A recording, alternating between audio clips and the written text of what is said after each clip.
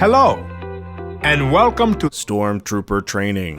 My name is Moff Gideon. but you can call me. Moff. What the f am I doing? Welcome to Think Story's Episode 7 breakdown of The Mandalorian, where the only thing more scuffed than my intros are these Stormtroopers' armor. In this video, we'll be breaking down the penultimate episode, and you'll want to stay around till the very end, as we'll be going over theories on how the season will end. So grab some tea, because here we go. Our first image is of the Razor Crest zipping through the galaxy after having successfully ran away from Bran, thwarting his plan to take him down. Baby Yoda is dreaming away when a message comes in to Mando. It's Greef Karga, the head of the Bounty Hunter Guild on Navarro, who we last saw got shot in Episode 3. This is a new message, not to be confused with the one Zero found, which was the same one from Episode 3 notifying the Mandalorian that the client is eager to get his hands on the child. Because that scene with Zero and Greef's hologram didn't add anything to the plot, it was either put there for one of two reasons. A, to remind us about Greef and set us up for this episode, or B, it's used as a device so that Zero and the other bounty hunters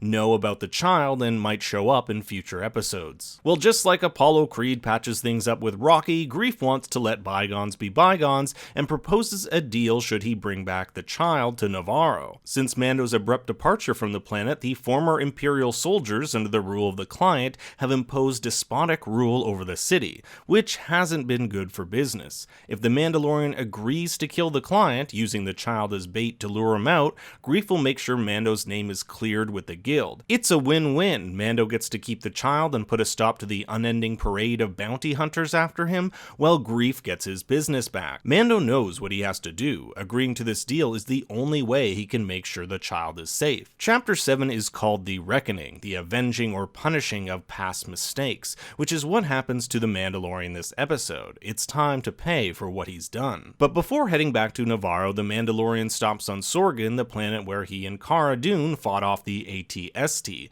Cara is pretty strapped for cash, resorting to fighting a Zabrak for some extra credits. I think this electrical tether thing is pretty cool, which makes sure the fighters are always within a certain distance from one another. When one of the fighters wants to tap out, they tap the tether, which releases them. We also get a better look at a Zabrak here, a human-like species from the planet Iridonia. They grow these horns during puberty, and many of them have facial tattoos which they receive during their rite of passage. Fun fact for you kinky people out there, Zabraks can actually mate with humans. Mando gets down to business, asking Cara to join him on taking down the client. He can even provide passage there and back on the Razor Crest and a handsome reward. She initially turns him down, but once she hears that the client is Imperial, she's all in. Cara was a shock trooper for the Republic and fought Imperials as a mercenary. She's seen what they're capable of, so this mission becomes somewhat personal for her. Cara takes in the Mandalorian's weapon cache and asks why he's taking on such a risky mission. He has no choice. What's he gonna do? Run away from the client for the rest of his life, always unsure if someone is on his tail? It's here that Baby Yoda decides to play pilot, and Mando realizes he's gonna need a babysitter. So he heads to the planet with the best eggs in the galaxy to meet with the Ugnaught Kuiil. Kuiil examines the child. He doesn't think it's engineered since he's worked on gene farms and hasn't seen anything like it.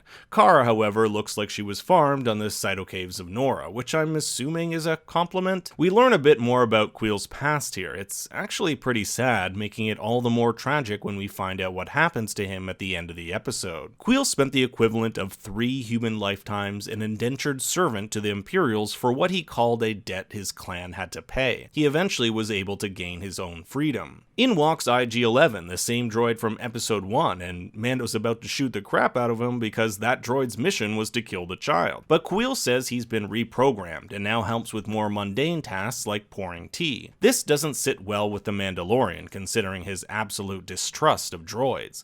I believe IG-11 will join the Mandalorian's crew, especially now since Kuiil is seemingly dead. This will allow the Mandalorian to overcome his distrust of them and grow as a character. Kuiil agrees to join the Mandalorian, not for payment, but to protect the child from getting into the hands of the Imperials. He knows all too well what it's like to be a slave, thus his motive is personal just like Cara's. That's one thing I love about the writing on on this show. The characters' goals aren't superficial, they're rooted in their personal backstories. This means their goals come with stakes, there's a cost to them, heightening the overall emotional impact of the narrative. Mando and Cara arm wrestle, but the child interprets this as Cara hurting Mando, so he goes full Darth Vader and force chokes her. This is the first time since the Mudhorn in episode 2 that we've seen the child use his powers. Cara cleans her blaster in preparation for the mission, telling the Mandalorian that Navarro stayed in Imperial control until the war was over. It's still a hotbed of Imperial activity. Mando tells Kuiil that IG-11 is not supposed to leave the ship under any circumstances, but I wouldn't be surprised if he sees a dead Kuiil and ventures out next episode as his programming tells him he has to protect. Ironically, in a lot of ways, IG-11's journey mimics that of the Mandalorians.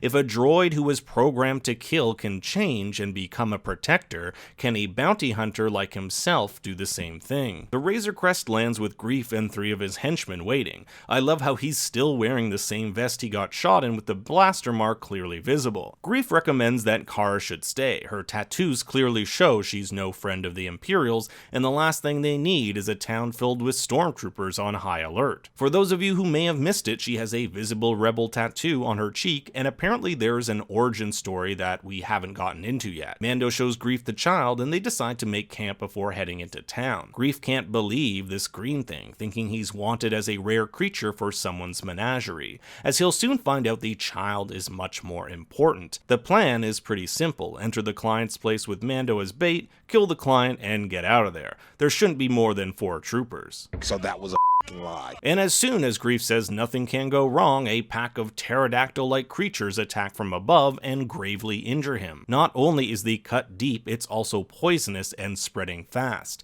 Enter the child, who we see perform Jesus' healing powers and fix Greef good as new. Now, the show did hint at the child having healing powers all the way back in episode 2. After the Mudhorn fight, the Mandalorian bandages himself up when the child attempts to help him, but before he can, he's popped back into his crib. As they approach the town, it looks like the Mandalorian's about to be backstabbed until Greef kills the 2 remaining bounty hunters. His plan originally was to kill the Mandalorian and take the kid, but after seeing what it could do, and that he now owes his life to it, he's had a change of heart. The Mandalorian spares Greef's life and continues on with the mission. Kuiil is given the child and sent back to the Razor Crest for safety. This comlink will allow the Mandalorian to keep in contact with Kuiil during the mission, but it's also the device, the signal of which gets intercepted by these stormtroopers who later hunt down and shoot Kuiil. At the entrance to town, Greef provides his chain code. We've heard mention of chain codes in episode 1 when the client is only able to give the Mandalorian the last 4 digits of the child's chain code, which tells his age. It seems these chain codes are the Star Wars equivalent of ID cards. At the town cantina, Greef meets with the client. The client admires the Mandalorian's new armor, which he crafted using the Camtona of Beskar steel he received for returning the child. He also makes an impassioned speech about the Empire's grip on the galaxy.